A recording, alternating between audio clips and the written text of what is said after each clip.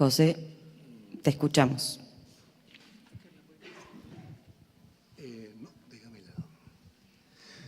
Bueno, de verdad que yo no estoy a estas alturas de mi vida, estas 69 primaveras, para decir qué se puede decir cuando uno tiene el corazón en la garganta. Porque es que de verdad, desde que llegué, no hago sino emocionarme. Y porque somos seres sentipensantes, porque el engaño comienza por allí, ¿no? Nos hicieron creer que somos seres pensantes que sienten, y la cosa es al revés. Somos seres que sentimos y además hasta pensamos. Y revisen la historia de cada uno de ustedes. Todas las cosas importantes de la vida de uno termina decidiéndolas con el corazón, no con la cabeza. Digo esto porque de verdad que lo que he hecho es aprender desde que llegué. Oyendo ahora mismo a Pablo Torres, el psicólogo que nos hablaba de participación popular, o los amigos que nos hablaron de agroecología, o Cintia con su experiencia de Chascomús, o Tagliafico, que lo acaban de oír. Yo me deleito en el desayuno oyendo a Tagliafico con su locura tan cuerda, que se cansa de decir verdades sin temor, no le tiene temor ni a la muerte. O la locura contagiosa de amor de Monsalvo. De verdad que es impresionante, ¿no? Por eso quiero comenzar diciendo la respuesta a la pregunta, que si es tarea de quién. Yo creo que a nadie le cabe duda que esa tarea es del pueblo. Y nos hicieron creer que esa era una tarea del Estado. Porque ciertamente salud es un derecho, y ayer Margarita nos enseñó que no es un derecho humano, es un derecho, porque la tierra tiene derecho. Porque el derecho, porque hicimos una civilización antropocéntrica, también nos hicieron creer que los seres humanos, peor, el hombre es el centro del universo. Y nos convertimos en destructores de la naturaleza, sin darnos cuenta que si destruimos la naturaleza, nos estamos destruyendo nosotros. De manera que cada uno de esos son aprendizajes, y digo, eventos como este son un acto de comunión. Es una especie de ofrenda a la esperanza. Aquí aprendimos el verbo esperanzar, y me lo aclaraba nuestro amigo Monsalvo Julio, que nos decía, no, es que el verbo esperanzar existe. Y ciertamente aquí vinimos a esperanzar, porque ojo, cuidado con el pesimismo que está rodando, de que llegó la ofensiva neoliberal y ya tumbaron a Cristina y tumbaron a Lula y ya Maduro cae en los próximos días. Ojo, no es un optimismo patológico. Es entender, entre las cosas que estamos entendiendo, es que no hace falta ser gobierno para hacer la revolución. La revolución comienza aquí y ahora.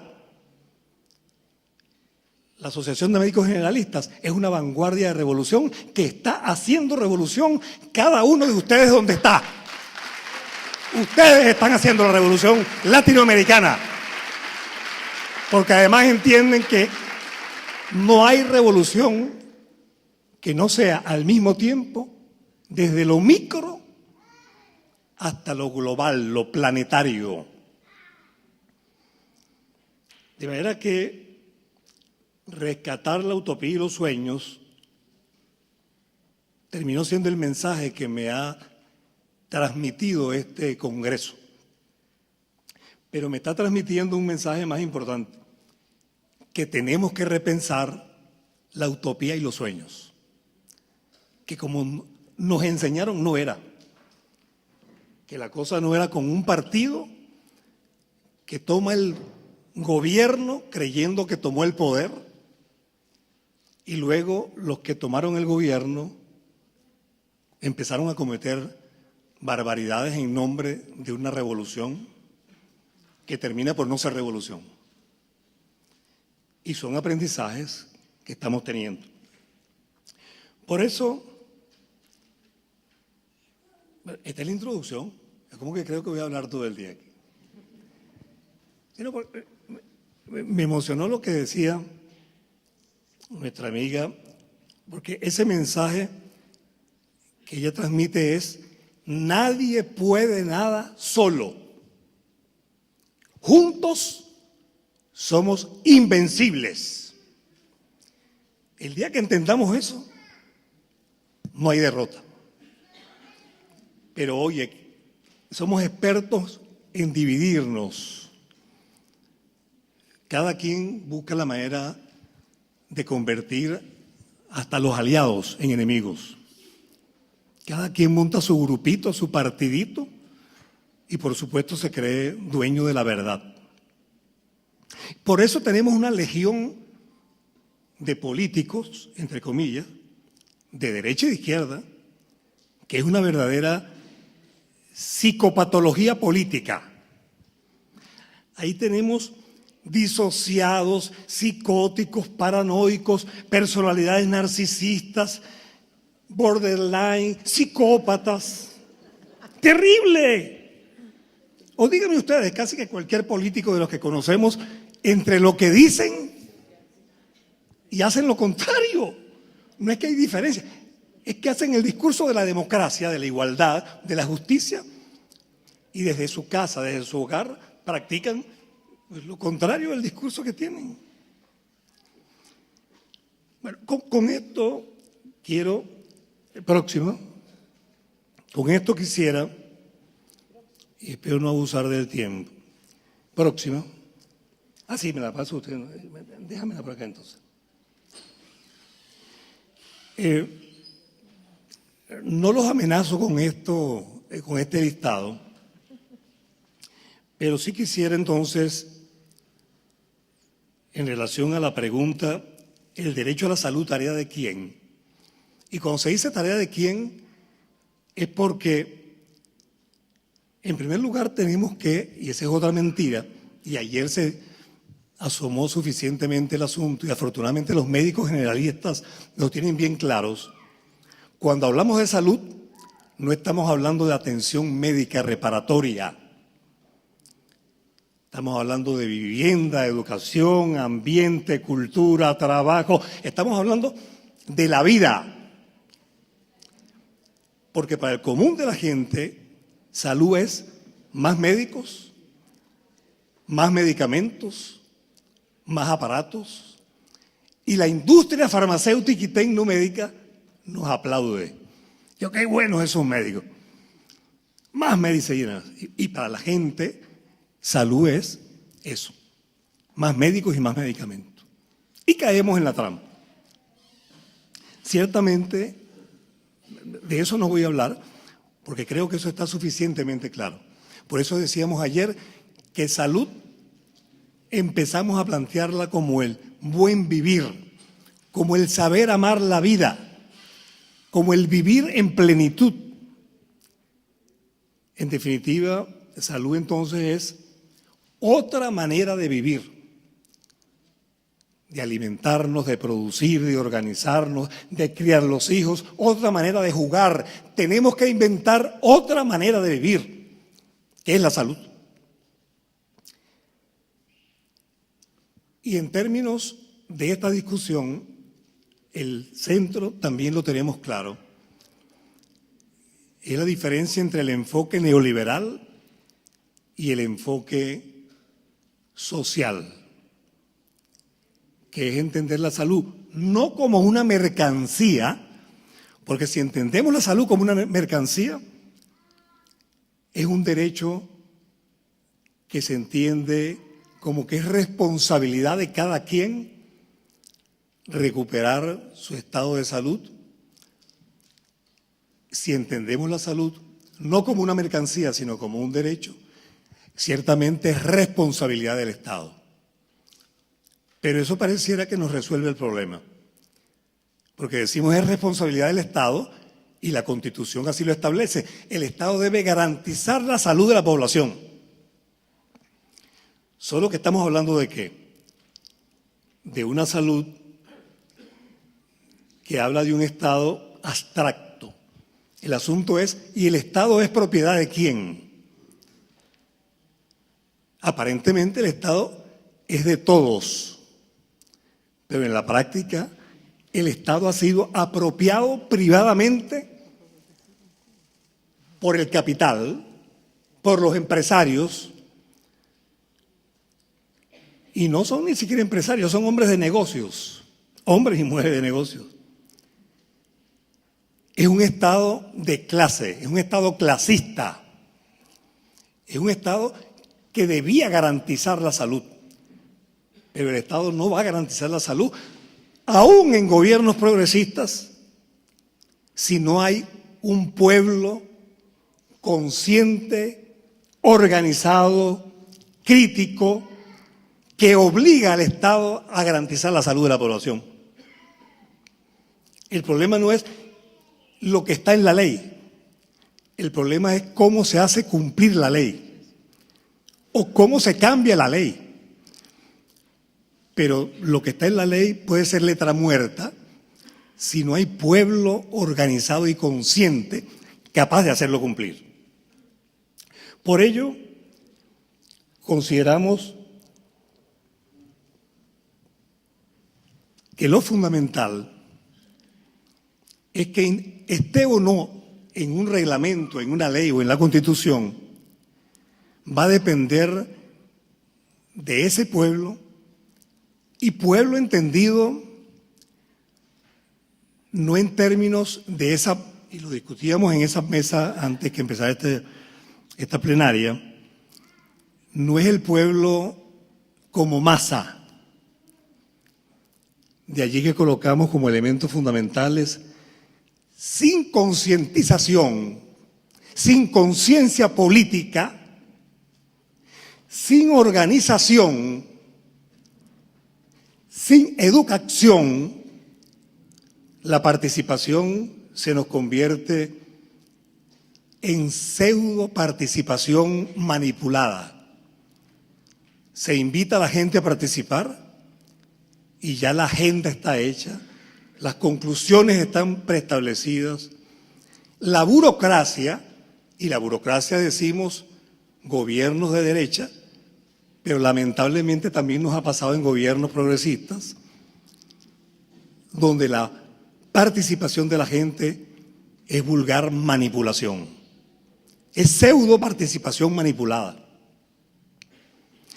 De manera que plantearse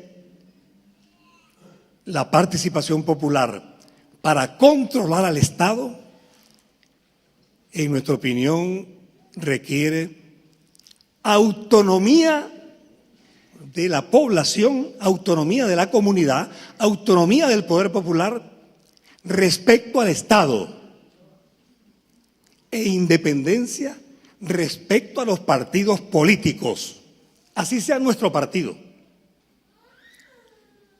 Porque la tendencia inevitable de la burocracia y de los partidos y del partido que está en el gobierno, que el partido que está en el gobierno cree que es el dueño de lo público.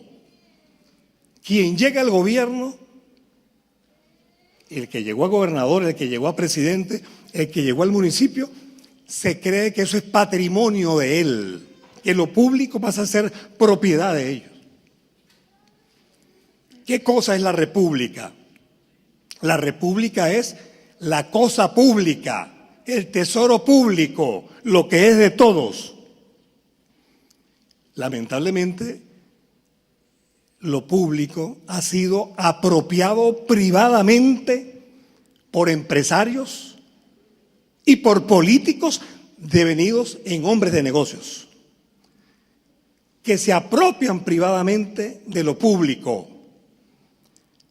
¿De quién son las escuelas, los hospitales, estas instalaciones? Esto no es de la alcaldía, esto no es de la gobernación, esto es de la gente. Y vamos al tema central, en mi opinión.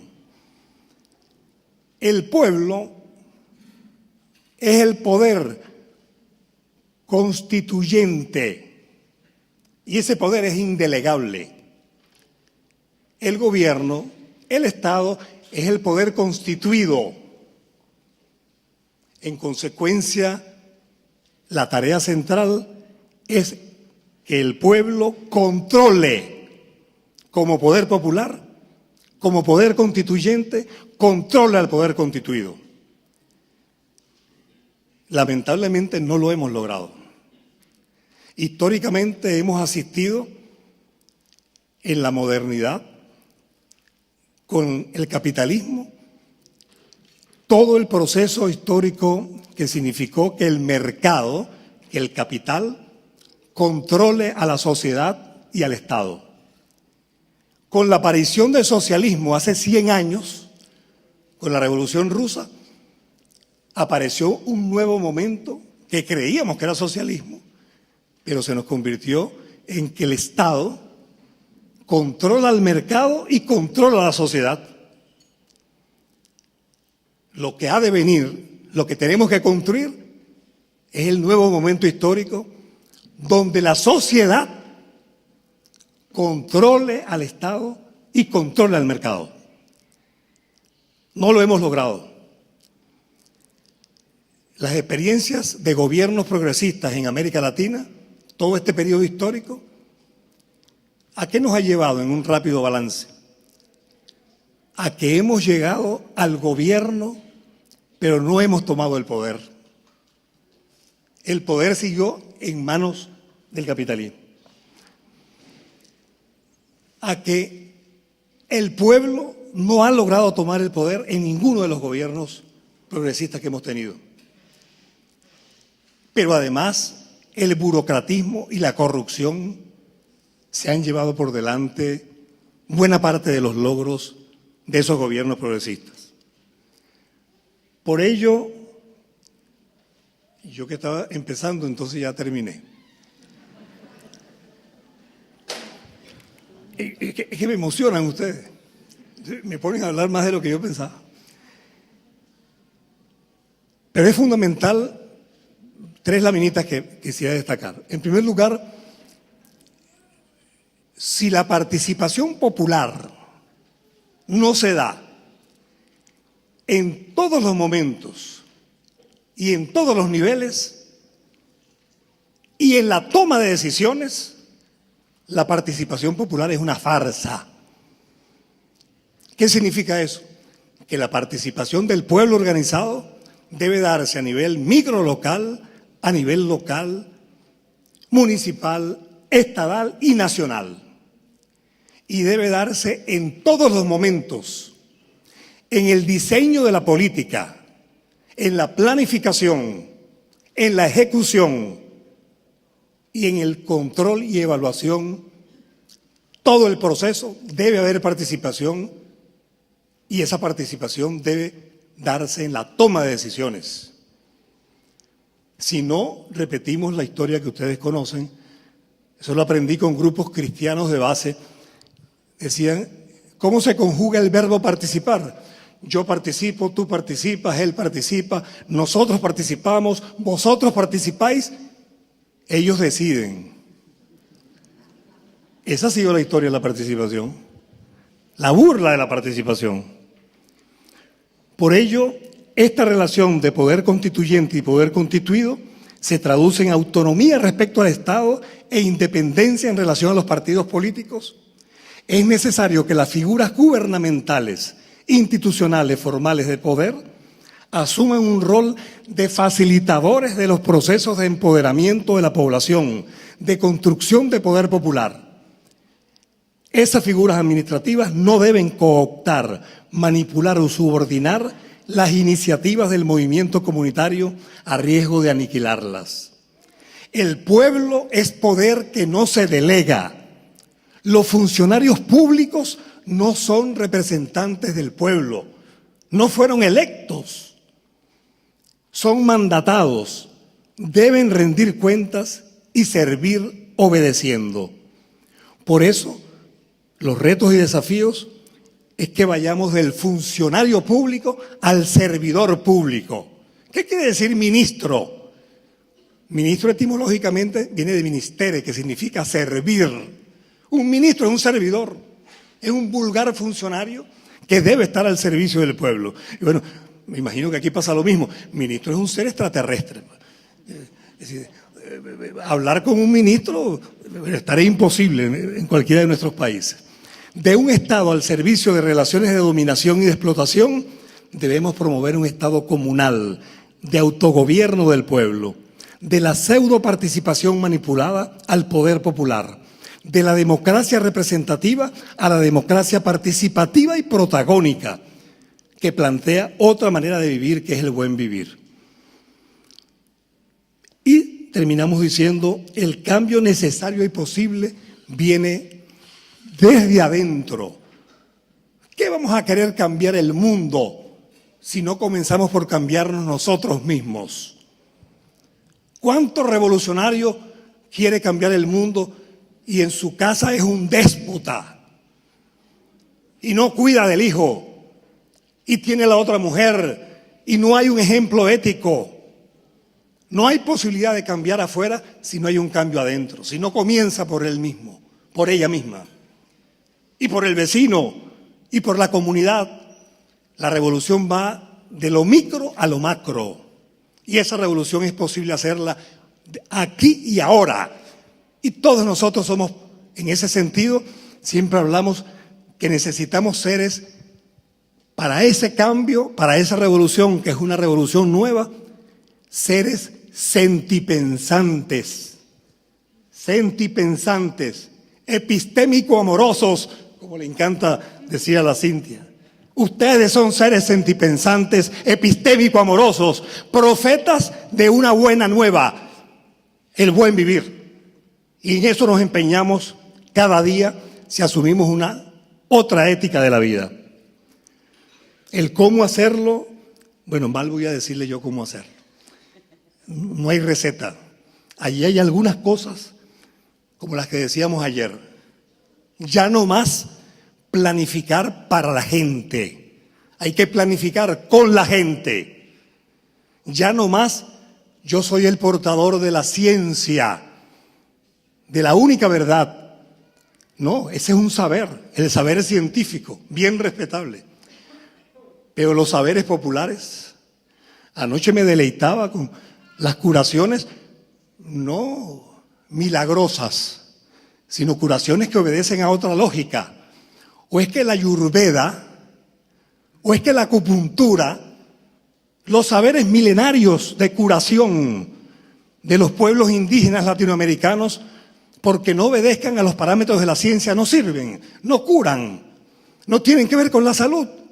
Bueno, cada una de esas cosas tenemos que irla desmontando para construir ese derecho a la salud, que por supuesto es responsabilidad del Estado, pero no lo va a garantizar si no hay pueblo organizado, consciente, que obligue, que haga que ese Estado sea suyo y no de burócratas corruptos que se apropian del Estado para su fin particular.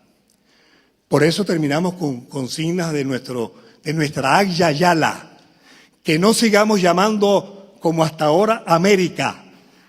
América aparentemente tiene que ver con Américo Vespucio.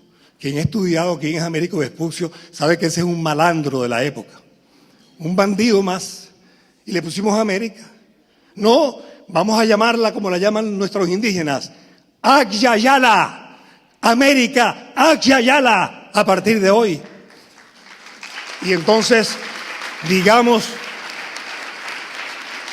con el movimiento social de salud brasileño, no más habitantes que mendigan, Señor alcalde, por favor, háganos este favor.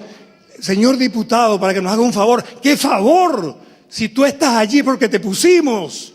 Y si no sabes hacerlo, o no quieres hacerlo, o no puedes hacerlo, renuncia, ándate. Basta de habitantes que mendigan. Construyamos ciudadanía. Ciudadano es el que decide, habitante es el que mendiga. O lo decimos porque el tiempo no pasa en vano. El apóstol Martí muere en 1895. Los derechos se toman, no se piden, se arrancan, no se mendigan.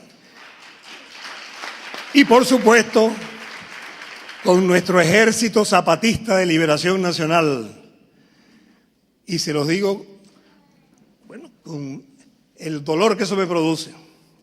En Venezuela hemos gritado 1000 veces, hasta el presidente Chávez se lo dijimos. El día que en cada pueblo de Venezuela podamos poner esta consigna, podemos decir que estamos haciendo la revolución. Lamentablemente no lo hemos logrado. Está usted en territorio zapatista en rebeldía. Aquí manda el pueblo y el gobierno obedece. Esa es la consigna, ese es el norte. Aquí manda el pueblo y el gobierno obedece. Si aprendemos a hacer eso, empezaremos a hablar de revolución. Gracias, compañeros.